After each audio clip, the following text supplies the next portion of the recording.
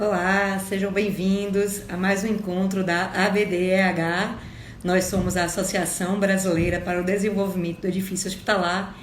Eu sou Doris Vilas Boas e hoje nós vamos conversar com uma pessoa que eu admiro muito. Aliás, só temos ouvido pessoas muito interessantes aqui na ABDH. E a gente vai conversar com o Dr. Leonardo, Dr. Léo Aguiar, e que é uma pessoa, um médico super renomado na área e uma pessoa super inovadora, criadora de pensamentos disruptivos, inovadores. Acho que o Dr. Léo já está por aqui, vou chamar ele para a gente. Olá, Dr. Léo, tudo bom? Oi, Doris, boa tarde. Tá me ouvindo bem? Tudo bem? Tudo bem. Você está me ouvindo bem também? Super bem. Ajustando aqui a luz. Deixa eu ver se fica melhor assim, assim, assim. A gente vai ajustando. Ai, que ótimo. Que legal. Vamos lá. Pois é, então, comecei aqui a falar um pouquinho de você, primeiro você é um amigo da BDH. É uma Ah, inspiração para a gente ter você junto com a gente, o grande amigo de Emerson, né, do pessoal de Santa Catarina. E você nos ajudou muito nesse processo de trazer a BDH para inovação, para transformar os espaços de saúde. Então, assim, você, em primeiro lugar, agradecer a sua presença aqui, sua disponibilidade e dizer que quanto você é importante para a gente nesse processo. Então, nada mais justo do que trazer você para falar para a gente nesse momento que a BDH começa também a estar mais presente nas redes sociais, a quebrar um pouco esse paradigma, né, da transformação digital. Então, primeiro agradecer e se apresenta para a gente. Obrigado, Doris. Assim, eu vou devolver esse agradecimento porque, na minha humilde opinião, a BDH é o exemplo das organizações como elas têm que ser no futuro, como as organizações têm que implementar inovação, como elas têm que implementar o que está acontecendo agora. Por que eu falo que a BDH é um exemplo? Porque eu tenho muito orgulho de participar com vocês, de fazer parte da história de vocês. Porque vocês conseguem botar na mesma mesa para conversar pessoas com mentalidades e visões diferentes. Engenheiros, arquitetos, médicos, designers, todas as pessoas, administradores, todas as pessoas que fazem parte do pensar o ambiente hospitalar, você conseguir conversar com elas, criar normas, diretrizes, processos, consegue sentar. Então imagina se todas as empresas, órgãos, instituições do sistema de saúde conseguissem sentar com as pessoas que têm visão diferente. E quando a gente senta com alguém que tem uma visão diferente da nossa, a gente consegue chegar num consenso, num ponto muito importante, e a gente consegue justamente fazer isso, transformar a mentalidade das pessoas. Porque quando você senta numa mesa com uma visão diferente, não é fácil, não é simples. Imagina que deve ter rolado muito quebra-pau na BDH. Mas é assim, quando você chega num consenso, cada um entende, aprende um pouquinho do outro, vocês criam algo muito maior. E eu acho que todas as instituições, porque tudo, ou é médico, ou é enfermeira, ou é administrador hospitalar, ou é só arquiteto, sabe? A gente tem que sentar juntos com essa visão plural discutir. Então, é uma honra, é um prazer enorme estar aqui com vocês. Sou médico, cirurgião plástico, apaixonado pela inovação, tecnologia, e eu gosto muito de estudar como a inovação e a tecnologia podem mudar a vida das pessoas, aqui no meu consultório, mas também das instituições. E é isso que a gente trabalha. E como é que um cirurgião plástico se torna um co-criador, né? Que você fala muito de cocriação, e pensador do futuro das coisas. Legal. Uma pessoa que trouxe a inovação para a sua vida e você também leva isso para a vida das pessoas que você entra em contato. Então, conta um pouquinho para a gente como é que foi essa trajetória na sua vida da inovação e da cocriação. Eu fui aluno do professor Ivo Pitangui, né? Então, eu aprendi muito com ele, não só na parte técnica cirúrgica, mas do modo que ele via o mundo, que ele via a vida. Imagina, na clínica do professor Pitangui, na década de 60, na década de 70, imagina receber um rei, um presidente, uma pessoa importante lá. Imagina, no Rio de Janeiro, você pedir para essa pessoa, agora você faz ultrassom em Botafogo, raio-x em Copacabana, vai no cardiologista no Leblon. Não existe. O que ele fez naquela época? Ele colocou todos os serviços dentro da clínica dele e, para mim, o Pitangui foi um dos primeiros a aplicar o design de serviço dentro da saúde. E ele começou a inovar. É óbvio que quando eu fazia a residência dele, eu não sabia o que era design de serviço, não tinha essa noção de verticalização, não sabia nada disso. Mas aí eu fui estudar por que o Pitangui era especial. Não é só porque ele era bom tecnicamente falando. Isso é o mínimo que todos nós profissionais temos que ser. Bons tecnicamente. Na arquitetura, na medicina, o fisioterapeuta, o psicólogo, isso é o mínimo. Agora, quando eu consigo entender a experiência do serviço que eu estou prestando, e era isso que era o grande diferencial do Pitangui, aí você consegue inovar e tratar melhor seus clientes, seus pacientes. E foi aí que eu fui estudar, foi por causa dele. E isso eu trouxe para o meu consultório, e trouxe todos esses conceitos.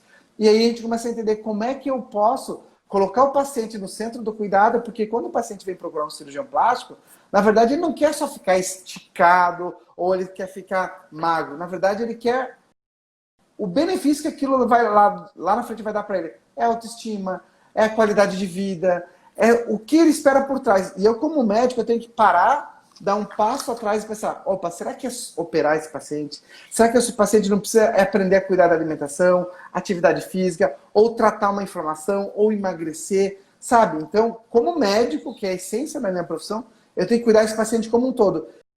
E aí o que acontece? A cocriação é justamente isso.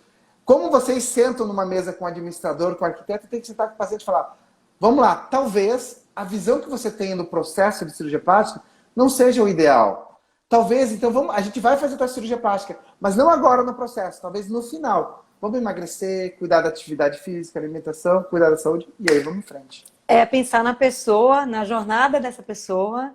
Né? Eu conheço o seu caso de co-criando Laura, né? Que legal.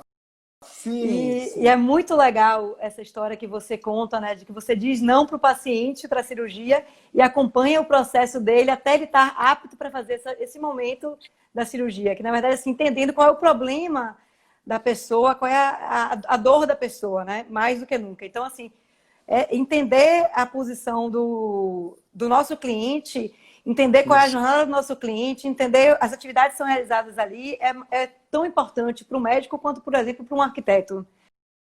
Sim. Né? Então, assim, Brois é uma pessoa, né, é um arquiteto que criou a BDH, assim, foi um dos fundadores, e ele falava ontem para a gente, doutor Leonardo, até no grupo que a gente tem de WhatsApp, ele falava assim que é necessário você entender, quando você, às vezes, ele falava que estava num estágio, que aí o Bracket, que é um arquiteto que ele trabalhava, ele trouxe uma planta, e ele falou assim, mas Bracket perguntou, Brois, você conversou com quem? Não, eu conversei com o dono da casa. Ele, não, volte e converse com a esposa, com o filho, porque a sua planta só reflete uma visão. Então, você tem que entender todo o processo, entender todas as pessoas que ali usam aquele espaço, né? E, como você fala, entender todas as dores do cliente, como você mostrou com Laura, né? Que a dor dela talvez fosse mais profunda do que apenas uma cirurgia plástica. Normalmente né, Doris? Normalmente que os clientes chegam também. E essas habilidades que vocês desenvolvem na BDH, de sentar na mesa com as pessoas diferentes, de compartilhar ideias, de discutir, chegar no consenso, é uma habilidade do futuro. Cada vez mais nós vamos ter que aprender a lidar com o diferente e conviver em sociedade. Não tem jeito.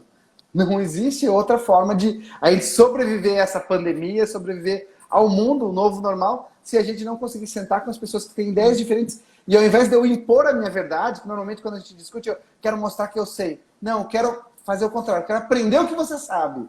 Não quero mostrar o que eu sei. E aí a gente vai embora. Doutor Léo, fala um pouquinho para a gente sobre o Design Thinking, que você usa como ferramenta, e co-criação, para a gente entender, na sua visão, o que é cada uma dessas ferramentas. Legal. O Design Thinking a gente usa, na verdade, ele mais como design de serviço, tá? O que a gente fez? A gente mapeou a jornada do nosso paciente aqui no consultório.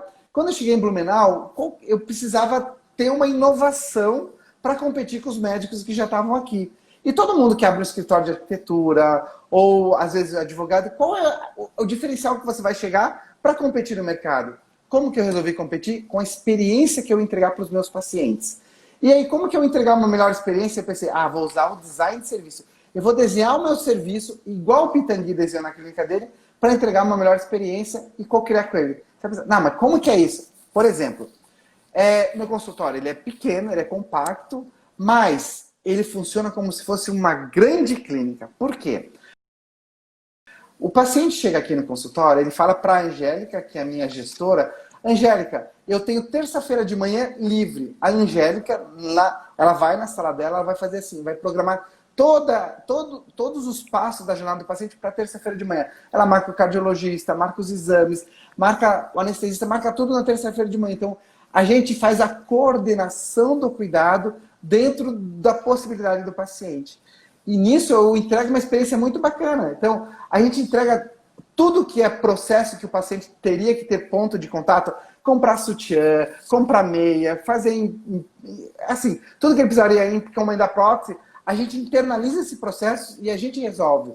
Porque a gente resolve mais fácil do que o paciente resolver. Para a gente é bom porque dá muita segurança do que as coisas certas vão ser compradas, não vai ter risco, o paciente não vai economizar num produto, ou o produto não vai vir com defeito, a gente tem um controle de qualidade. Então, eu internalizo os processos, internalizando os processos, eu entrego uma melhor experiência, porque o paciente precisa ter menos pontos de contato com o sistema. Então, para ele só vem aqui e fica tranquilo. Só tem que discutir o que ele precisa se preocupar mesmo, que é escolher tamanho de prótese, qual é o pós-operatório, sabe? Se preocupar com a saúde. Então, a gente internalizou. E aí sobra tempo. Ao invés dele, o paciente fazer processos operacionais, deixa que a gente faz isso. E eu acho que esse é o papel do profissional. A gente tem facilidade, porque a gente faz isso todos os dias, o dia inteiro. Então, para o paciente é muito difícil. Então, é assim então, que vocês a gente acabam copia. resolvendo todos os problemas do paciente, evitando que ele, né, gere conflitos desnecessários, né? Para o roteiro dele, né? E falando de cocriação e saúde, né? O que a gente queria saber também, né? O que você acredita nessa nova abordagem do relacionamento do paciente, né, com o médico? Você fala que você fez uma mudança, né, do relacionamento, você procurou ter uma proximidade maior. Como é que você vê essa abordagem do médico-paciente? Como é que isso se reflete na relação? Como é que você vê hoje no mercado da saúde esse tipo de relacionamento? Excelente pergunta, porque o que aconteceu? Vamos falar antes da internet. Antes da internet, o paciente não tinha acesso às informações de saúde. Então, tudo que ele precisava saber de saúde, ele tinha que ir no médico. Então, o médico era quase que o detentor da saúde do paciente. Então, o histórico estava lá, as informações, os sinais, tudo isso. Então, existia um modelo que a gente chamava de assimetria de informação. O médico tinha toda a informação, o paciente não tinha, e se ele quisesse, ele tinha que consultar o médico.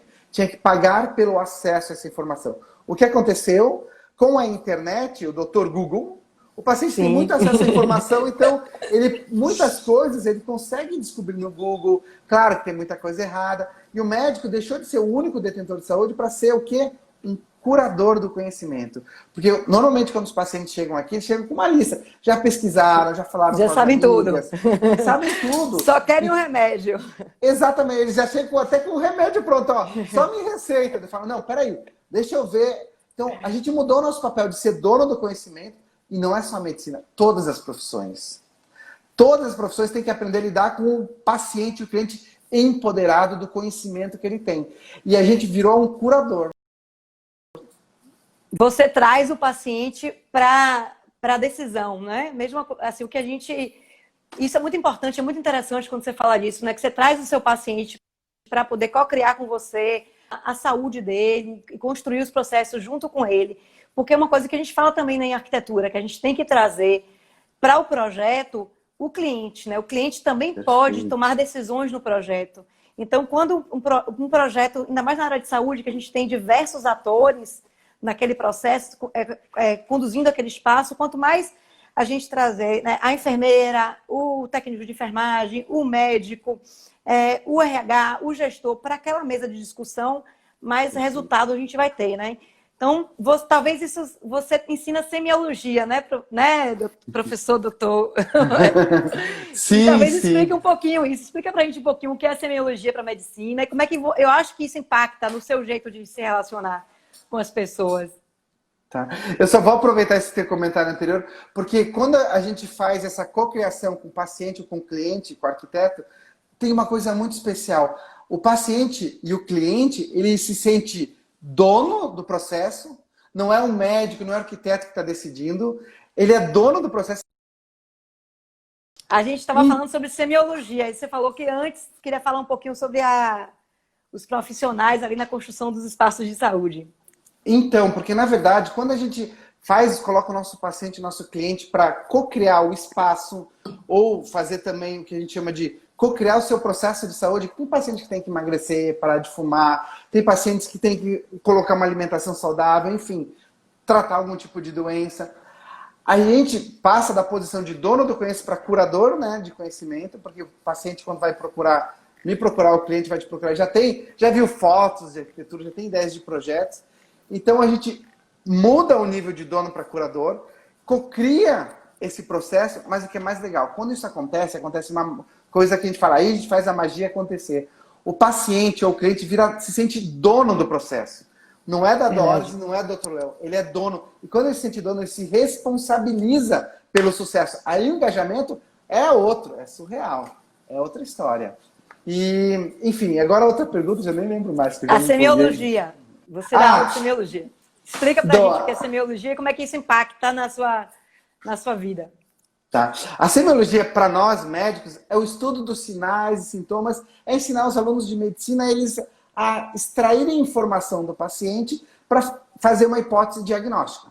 Para examinar paciente, ensino eles a examinar paciente, mas o que é muito legal hoje em dia é que a gente fala assim, as pessoas, os alunos, eles estão muito habituados a computador, perguntar tudo para o Google, né? E às vezes você não precisa nem digitar a palavra inteira, o Google já dá a resposta.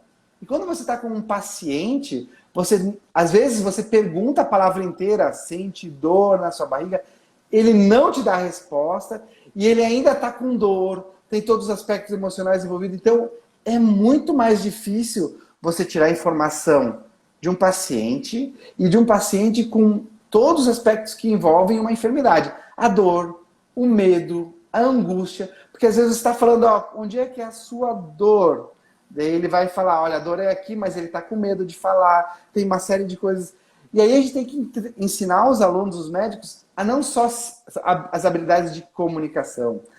A gente tem que ensinar as habilidades humanas. Daí o que você fala, mas o que é isso? Agora o doutor Léo pirou. É assim, não é só saber falar, não é só saber fazer a pergunta certa, os sinais. É o que a gente fala, desenvolver o que a gente chama de escutativa. O que é isso?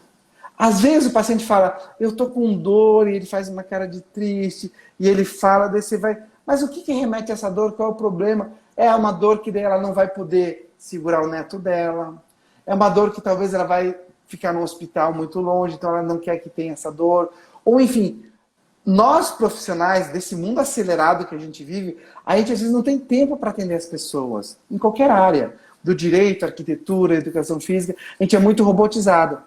O grande diferencial dos profissionais daqui para frente vão ser esses profissionais que cada vez mais tiverem a escuta ativa para escutar o seu cliente, o seu paciente, e com essa escuta ativa desenhar esse processo perfeito para o paciente ou para o cliente e colocar ele ainda para decidir juntos. Você entende? É um ciclo. Porque senão o que fica? Receita de bolo. E receita de bolo eu entro na internet e compro. A gente tem a política, a PNH, a Política Nacional de Humanização, né, no SUS, e ela fala da ambiência, né, que a ambiência não é arquitetura, mas a ambiência é justamente uma trilogia entre a arquitetura, processo de trabalho e a cultura, que a cultura a gente pode entender como um paciente, né, dentro desse processo. E também tem uma fala que a gente às vezes acessa pouco como arquitetos, que é a questão de você criar a ambiência nos espaços de saúde, é esse espaço do locus, da escuta, de você permitir que você crie um espaço perfeito para que as pessoas se expressem e construam juntos, né? Então, doutor Léo, quando você fala dessa questão de ouvir a pessoa, de entender o que ela quer falar, mais do que as palavras falam, né? De se colocar no lugar do outro, você fala de uma saúde diferente, né? Então, assim, eu queria que você trouxesse para a gente assim, qual é o seu conceito de saúde, como é que você vê esse conceito sendo visto no mundo, no Brasil hoje? Doris, primeiro, muito bonito o que você falou disso, de criar o espaço, né, de criar essa ambiência, porque a arquitetura, na minha opinião, não é só você projetar, você tem que projetar e imaginar como a pessoa vai estar se sentindo no seu projeto, né? Você tem que entender o que você vai estar transmitindo. as sensações. Por exemplo, se ela vai num consultório e ela não sente a sensação de proteção e acolhimento, ela não vai se sentir segura e não vai ter ambiente para falar, contar as verdades, né? Contar o que ela precisa contar. Então, tem muito por trás do novo profissional que está surgindo. E é lindo que você fala que vocês estão se preocupando muito com isso. Eu acredito que esse é nosso diferencial para a máquina. Porque quem trabalha como máquina vai perder para a máquina. Se você faz o mesmo projeto em receita de bolo, se é um médico que nem olha para o paciente, só faz receita, vai perder para a máquina. O meu conceito de saúde é muito mais do que você não está doente. Não significa que se você não tem dor, que se você não tem um tumor, não tem nada, que você está saudável. Às vezes você pode estar desenvolvendo uma doença, por exemplo, uma pré-diabetes, e você acha que está saudável. E só vai saber depois que teve a diabetes ou depois que você infartou.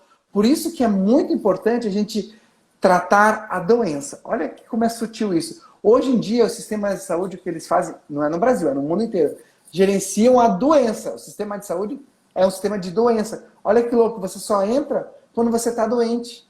Imagina eu chegar no sistema de saúde na sua cidade e falar hoje, ó, nessa pandemia, eu estou pré-diabético, eu quero fazer um plano de saúde, para minha saúde, eu quero viver 120 anos e correr uma maratona. Os médicos no hospital vão mandar você correr. Não some daqui que eles não têm nem tempo. Eles só têm que tratar o coronavírus. Mas é isso que é o sistema. A partir do momento que a gente começar a mudar esse foco para verdadeira prevenção genuína das doenças antes delas acontecerem, a gente muda o modelo. E olha que louco, e aí eu vou devolver a bola para você. Eu, como cirurgião plástico, os pacientes gostam de mim porque eu falo a verdade. E eu falo, ó, tem que emagrecer, não é hora de operar. Jogo até contra o meu modelo de negócio. E daqui a pouco vocês, arquitetos, vão estar falando assim, olha, daqui a pouco não é hora de projetar, não. Vocês têm que pensar na cidade, têm que pensar no ambiente. Ou daqui a pouco vai ter um hospital só de telemedicina, como tem um lá nos Estados Unidos, que não tem paciente. Sabe, a gente está invertendo o nosso modelo, mas para quê? Para entregar a melhor experiência para as pessoas. Visão sistêmica. Tem Marli aqui na live tá dizendo aqui que você está retratando a mãe dela, que tem 90 anos e que adora ir ao geriatra só para poder ouvir o médico falar, assim, né? Um beijo para a mãe da dona Marli. Diz que o consultório alivia a dor, não é o médico. Né? O consultório, o médico que alivia a dor, não é o remédio. E Carla está falando aqui que é preciso ter uma visão sistêmica para tudo, né? Então, e Paulo aqui está dizendo que exatamente que é necessário ter atenção do paciente, não ao exame, né? Que é necessário ouvir a pessoa. E, doutor Léo, como é que você vê nessa visão sistêmica, né? Essa visão de prevenção, um sistema preventivo e não curativo? Como é que você começa a enxergar os espaços de saúde? A gente está vivendo em casa, né? Nesses 60, 70 dias a gente já vai em casa. Eu já fiz 2 consultas de telemedicina, já estreiei, assim, já achei até, eu posso até dar um retorno que eu achei que eu fiquei íntima da médica, porque eu conhecia, estava assim, cara a cara com ela, no espaço onde ela estava, achei uma experiência interessante, né? De você poder talvez até com um foco direto para o paciente. O médico está te olhando ali diretamente, ele não tem como olhar seu exame, mas ele te olha no olho, né? Eu achei uma experiência diferente, não me surpreendi. E a gente fica, enquanto arquiteto, perguntando, será que a tecnologia, a inovação, essa mudança que a gente está vivendo, nessa necessidade de espaços flexíveis, híbridos, espaços disruptivos, como é que, no seu pensamento, qual é o futuro dos espaços de saúde? Como é que a gente vai construir isso aí? Dê a dica para nós, arquitetos, engenheiros, projetistas da área da saúde. Doris, essa tua pergunta é muito legal, porque assim, você vê, tem vários aspectos nessa tua pergunta, né? A pergunta é de $1 milhão, né? Mas, entre outras coisas, é assim, todo mundo que teve uma experiência com telemedicina se surpreendeu positivamente, tá? Todo mundo foi com uma expectativa lá embaixo, vai ser ruim, mas todo mundo saiu sempre assim, nossa, foi melhor do que eu esperava, foi melhor do que eu esperava. Então, muito do que está acontecendo agora vai continuar. Então, o que a gente acredita que o futuro, e esse é o nosso trabalho no futuro das coisas, é o trabalho nos projetos que a gente faz com hospital, com plano de saúde, com empresas, enfim, o nosso trabalho é o quê? Antecipar as tendências. Não é só falar de tendência, é tentar antecipar. E quando a gente antecipa a tendência, a gente entende agora o que está sendo construído agora, nesse momento, que vai ficar para o novo normal. É o que a gente chama disso. Por exemplo, é a união do físico com o digital. com quarentena, lockdown, o que seja, a gente não pode ir para a rua, não pode consultar. E a gente está tendo a primeira experiência de telemedicina como você teve agora. Talvez no futuro, quando isso tudo acalmar, voltar ao novo, normal, você vai ter oportunidade de ir no médico. Mas, talvez na primeira consulta, numa consulta importante, você vai no médico. Mas depois, para ver o exame, você vai querer... Doutor, vamos fazer por telemedicina, para discutir o exame, fazer isso. Vai ser melhor para você, vai ser mais produtivo para o médico, sabe? Então, a gente acredita que no futuro o mundo vai ser híbrido. O que é híbrido? Essa junção da tecnologia com a parte física. Em produtos e serviços, aí eu começo a funilar. Os médicos vão ter o serviço. Parte dos meus pacientes, talvez a primeira consulta, ou a segunda, ou a terceira, eles façam por telemedicina, um acompanhamento mais tardio, telemedicina, mas tem parte que tem que ser presencial, tem parte que eu tenho que operar. Então, a jornada de atendimento vai ser por telemedicina. Primeiro ponto, uma parte dela. Segundo, os médicos vão ter produtos digitais. Você fala, o que é isso? Sim, em vez de eu receitar remédio, eu vou receitar aplicativo. Ou vou receitar algum outro produto que o paciente entra lá, ele vai engajar, ele vai fazer um tratamento de mudança de hábito. Já existe no mundo inteiro alguns trabalhos sobre terapias digitais. Essa é uma pérola que eu deixo para vocês. E eu acredito que isso para os arquitetos também vai fazer isso. Parte da experiência de uma consulta com o arquiteto vai ser também digital. Às vezes por uma telearquitetura, ou você, vamos desenhar um projeto juntos, agora entra aqui junto comigo no projeto 3D, olha como você sente, o que você achou dessa altura, desse espaço, da luz, parte disso. Mas o que eu vejo, o futuro da arquitetura da saúde, é que a gente vai começar a pensar na saúde não só das pessoas, mas da comunidade e da cidade. Sabe por quê? Quando a gente constrói uma clínica, um hospital, meu consultório é na frente do hospital aqui. Normalmente onde está, o hospital é bem antigo aqui em Blumenau, e é sempre uma confusão de trânsito, é uma área tumultuada. Então, o hospital não gera, eu quero que vocês entendam, saúde para a região.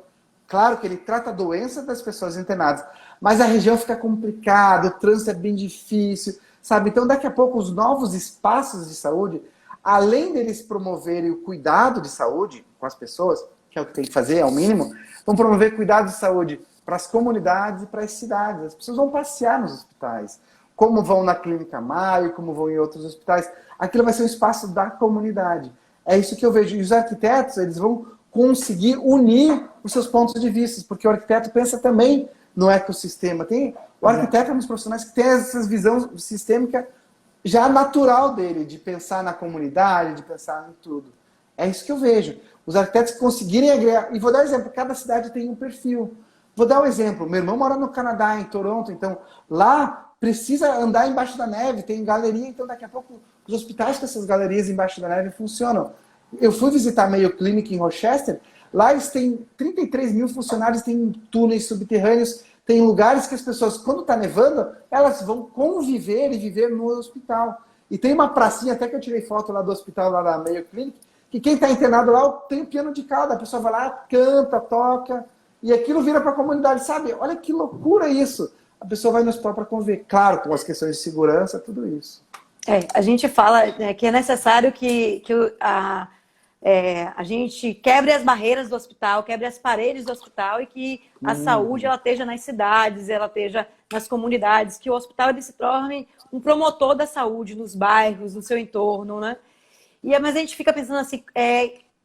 o que você vê disso um pouco no Brasil? A gente vê essa realidade, quando a gente vai para o exterior, a gente vê hospitais que são promotores de saúde, onde a praça do hospital também é a praça do bairro, onde esse bairro, muitas vezes, são bairros arborizados, que se preocupam com a promoção da saúde, que você traz os moradores do bairro para dentro do hospital para fazer palestras de prevenção, para acompanhar a pessoa.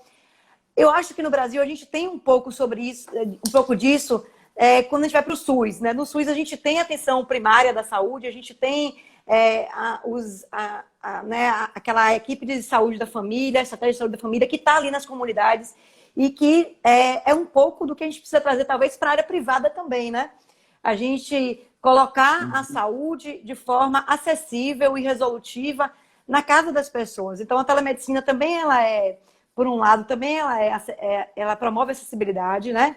Ela promove você chegar a um médico como você, atendendo talvez no interior de uma cidade, né, que você nunca iria, a pessoa nunca teria acesso. Então, isso promove contatos e redes de atenção muito interessantes. Mas o que a gente fica preocupado também é assim, no Brasil, como construir isso, né? Como a gente olhar hoje para o Brasil tão diferente e construir uma cidade diferente, saudável? Doris, essa tua pergunta é sensacional. Ano passado, eu tive a oportunidade de ir num evento de inovação em Brasília, Governo para as Pessoas, Semana de Inovação do Governo, né? E foi muito legal porque eu levei a minha visão de saúde. E o Rafa tá aí, meu irmão, ele conta. Mas é uma coisa simples, é isso que a gente falou, mas tem um detalhe a mais, o que a gente chama de determinantes sociais de saúde. O que são esses determinantes sociais? Fizeram uma pesquisa, eles disseram para você chegar aos 120 anos correndo maratona, o mais importante não é só ter hospital na cidade, não é só ter acesso. Isso representa 20, talvez 30% desse resultado de saúde, de chegar a 120 anos correndo maratona. Mais importante do que isso é o quê?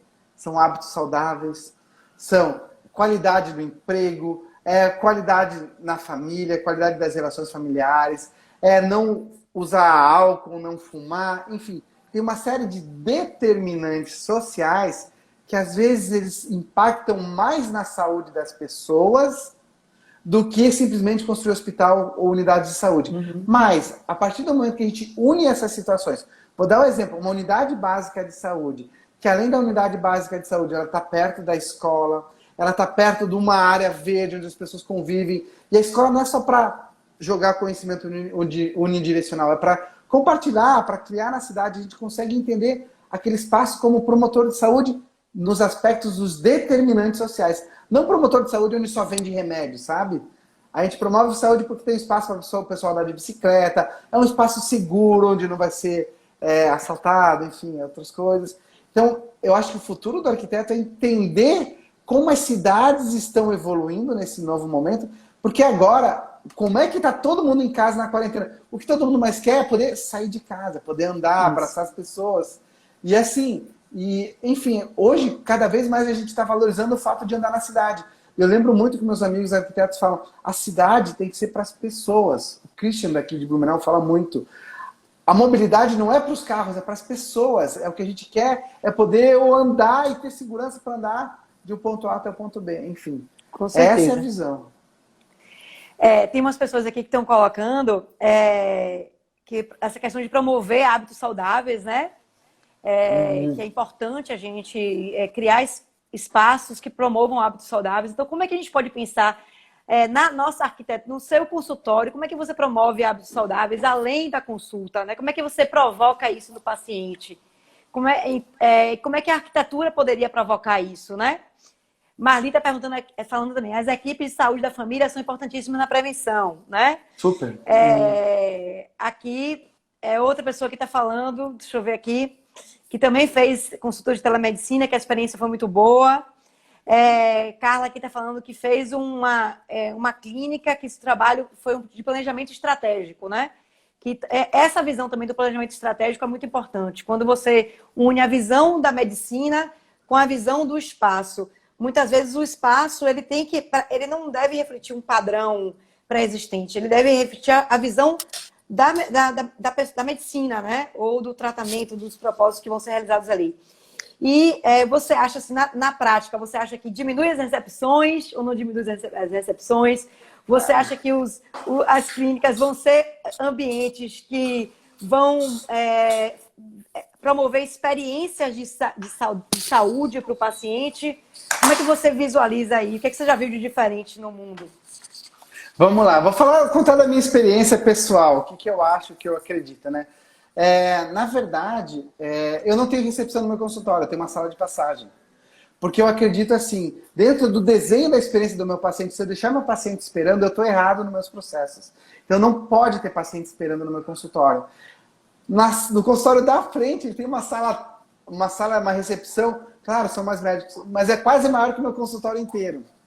São metodologias, são visões diferentes. Eu não posso ter isso, eu não posso ter ninguém esperando, porque se o paciente ficar esperando, ele já estraga a experiência ali no começo. Esse é o primeiro ponto. Também não tenho mesa entre eu e o paciente. A gente tem uma mesa, é quase que uma mesa que a gente senta lado a lado e conversa um do lado do outro, de frente para um painel. É isso que a gente faz. Então isso já gera alguns insights para o paciente falar, opa, isso aqui é diferente. E aí o que vai acontecer? Agora imagina que daqui a pouco vai chegar lá e falar, você não pode ter sala de espera com tantas pessoas. Isso vai mudar todo o fluxo de atendimento. Os médicos, os profissionais de saúde vão ter que se reinventar. Os lugares onde fazem exames vão ter que se reinventar. Porque não vai dar mais para deixar todo mundo esperando em produção. Vai, você. Não tem mais como fazer isso. Vai surgir uma lei daqui a pouco, eu não sei como vai ser isso, mas vai ter uma lei que vai regulamentar essas questões de sala de espera, fluxo de pacientes. E aí o que a gente vai ter que fazer? Nesse meio tempo, usar a tecnologia para entregar o melhor resultado para as pessoas. É isso. Não tem outra... A gente não tem como escapar disso, sabe? Quem entregar a melhor experiência para os pacientes vai ser na frente. E para os clientes também. Carla está falando aqui que a fluidez é fundamental, mas como romper essa barreira física da medida e que a insegurança força termos muros altos, né, e nos fecharmos, né, assim, enquanto hospital. Carla, ela trabalha, ela é arquiteta de um hospital grande num local mais vulnerável da cidade, um território mais vulnerável, né? Sim, até li, acho que a Bianca falou, na especialidade de cirurgia plástica, esse paciente é diferente, exclusividade. Então, todo mundo sempre fala isso, tá, Léo? Você faz a cirurgia plástica, é uma coisa, eu quero ver você fazer no SUS. Mas aí que tá. Para mim não pode ser diferente. Eu sei, eu entendo, mas a gente tem que começar a entender essas questões de fluxo, jornada do paciente em todas as áreas. E aí, esse mapeamento de fluxo e de jornada foi o que me levou lá para aquela universidade da NASA, Singularity. A gente falou assim, olha, se qualquer problema ou patologia, o paciente tiver uma jornada mapeada, com seus pontos de contatos mapeados, aí a gente consegue medir essa jornada, mapear e melhorar. Vou dar um exemplo. Tem uma amiga nossa, a doutora Fernanda, que é lá da Suécia, ela trabalha no Instituto Karolinska, ela trabalha na parte, ela é médica, oncologista e cuida dos residentes. Ela falou que lá, na Suécia, é um sistema baseado em valor. Vocês vão entender. Eles têm uma métrica assim, fez o diagnóstico de melanoma, você tem, acho que é 15 dias para esse diagnóstico fazer biópsia, mais 15 dias para essa biópsia já está fazendo um tratamento, independente qual for.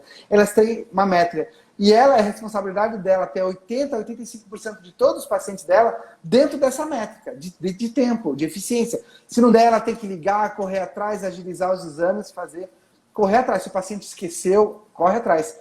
Isso é do sistema público que eu estou falando, tá? Então, o médico tem que se interessar pelo fluxo. Por quê? Você sabe que o câncer um dia faz diferença. Então, tem várias outras doenças que são sensíveis ao tempo. Então, cada vez mais que a gente entender a jornada, a gente consegue medir e tudo que a gente consegue medir, a gente consegue melhorar. Na cirurgia plástica, na unidade básica de saúde, nos hospitais. Aí os espaços vão ser projetados baseados nisso. Como eu consigo entregar valor dentro da jornada das pessoas. Fábio falou aqui, Fábio Bicalho, falou que gosta muito da gostou do termo sala de passagem e sim, sem sala de espera. O paciente tem que deixar de ser paciente, né? Exatamente isso. E outra pessoa aqui fala que, acho que é Cairo, Igor, falou que um hospital possui espaço grande para circulação, para artistas realizarem exposições, é um ambiente que te desloca daquela realidade de doença e te coloca em uma presença com vida, né? Como é que você vê isso? A necessidade de introduzir a arte dentro dos hospitais, a cultura, o paisagismo, os jardins terapêuticos. Existem hoje tantas falas interessantes que a gente pode contribuir para essa visão, como o Márcio Oliveira, que está aqui também, né? Márcio Oliveira fala de distrações positivas dentro do hospital. Eu acho muito boa essa pergunta, porque você começa a entender a saúde pelo aspecto mais amplo, né? Que é o bem-estar biológico, psicológico, social, ecológico e acrescento digital. Se você não tiver com todas essas esferas contempladas, você não está saudável.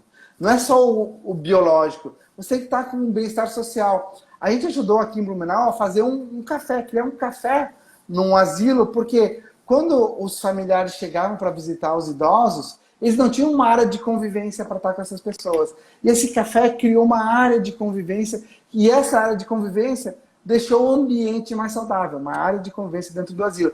Aí você começa a pensar, putz, um hospital normalmente é no centro da cidade, aqui em Blumenau, no centro da cidade, tem vários espaços enormes lá para armazenamento, para tudo isso. Será que às vezes o espaço desse de armazenamento, de alguma coisa, sei lá, enfim, não pode virar um espaço de arte, como você falou, para transbordar esse bem-estar, para transbordar essa qualidade de vida.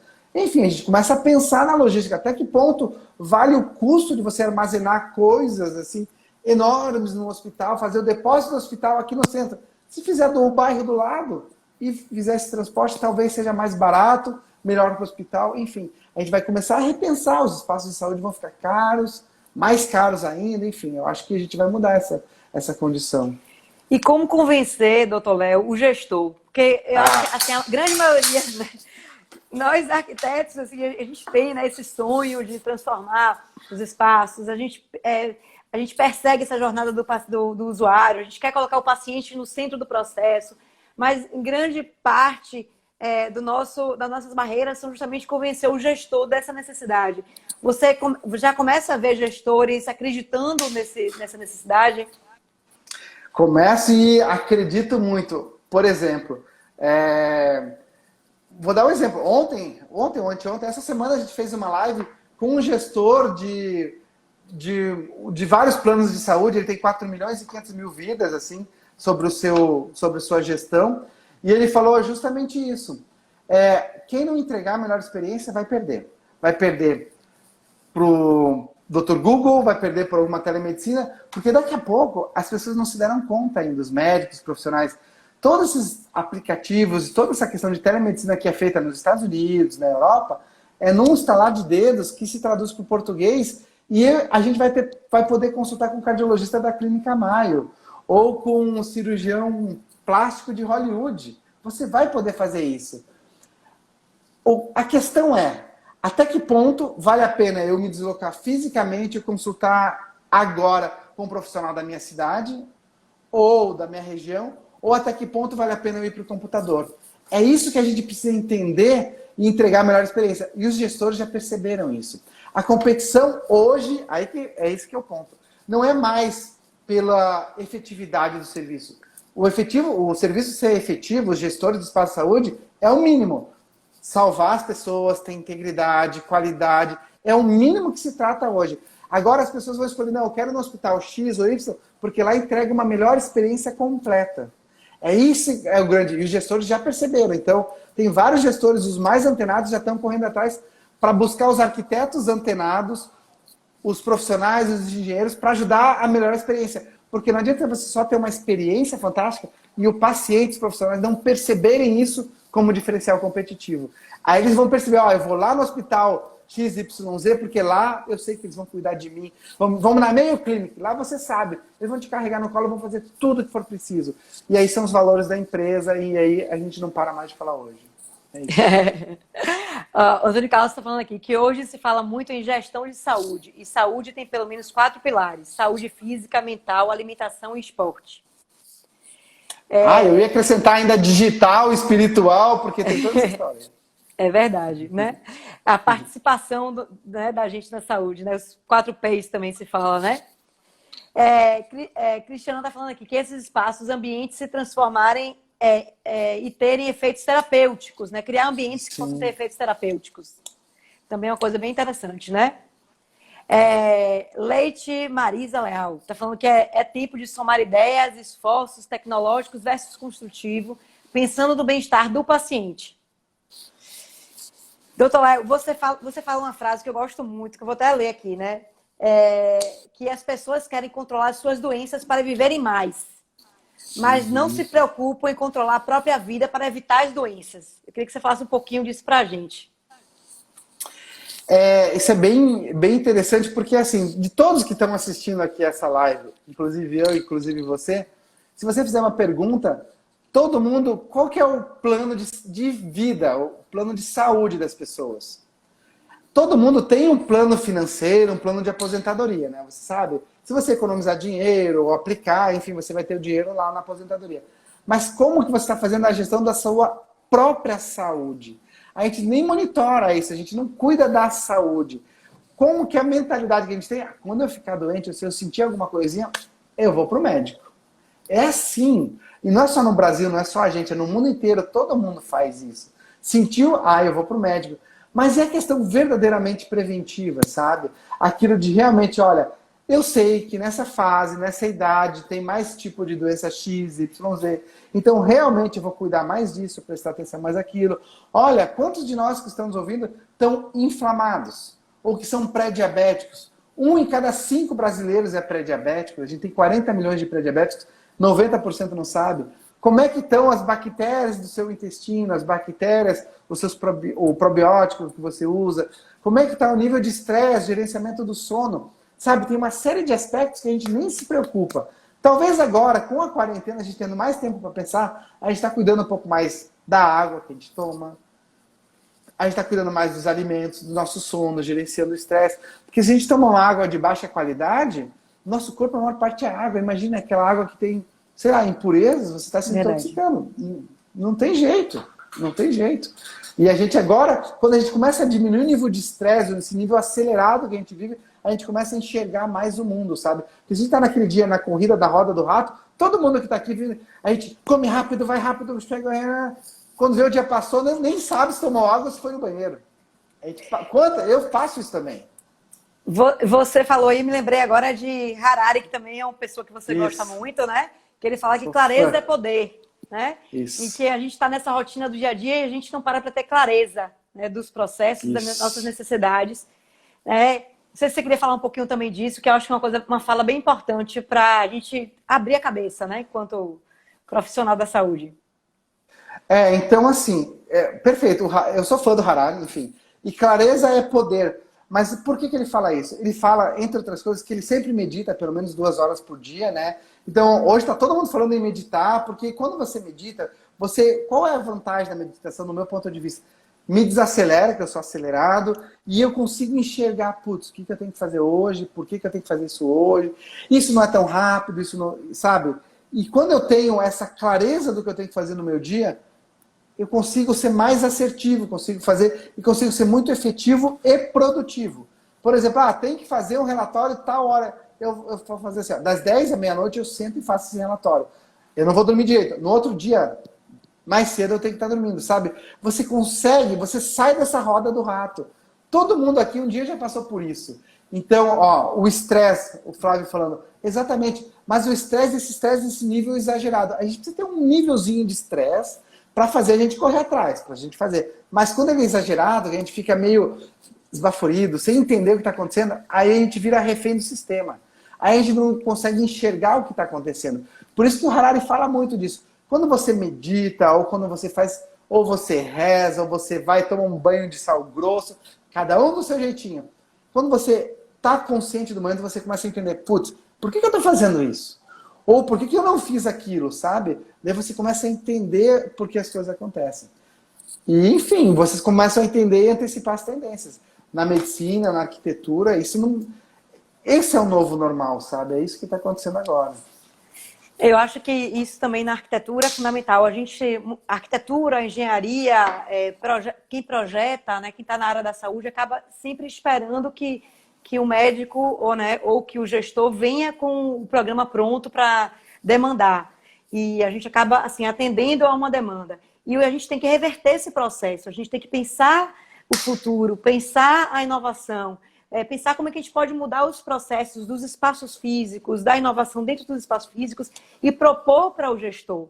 Eu acho que a gente precisa sair do local também de estar acomodado atrás da mesa, né, da prancheta, vou falar assim, e ir para um local de promover o pensamento, de provocar os gestores. E por que não quebrarmos os muros? E por que não trazermos a comunidade para dentro do hospital? E por que não construirmos um jardim terapêutico? E por que não? Então, a gente tem que criar esse movimento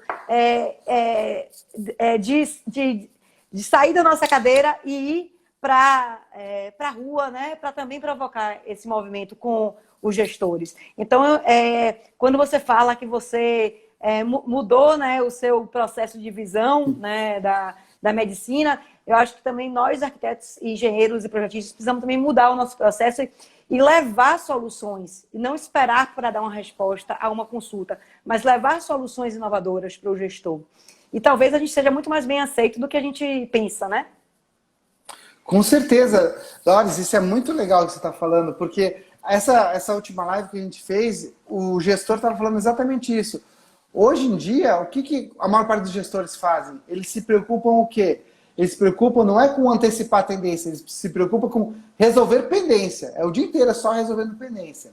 A partir do momento que você fala, olha, peraí, tem outros gestores já antecipando o futuro, outros gestores pensando diferente, vocês agregam valor ao seu serviço de arquiteto, seu serviço de médico. Você, opa, peraí, isso eu nunca tinha pensado, isso eu nunca tinha ouvido falar, então você é diferente.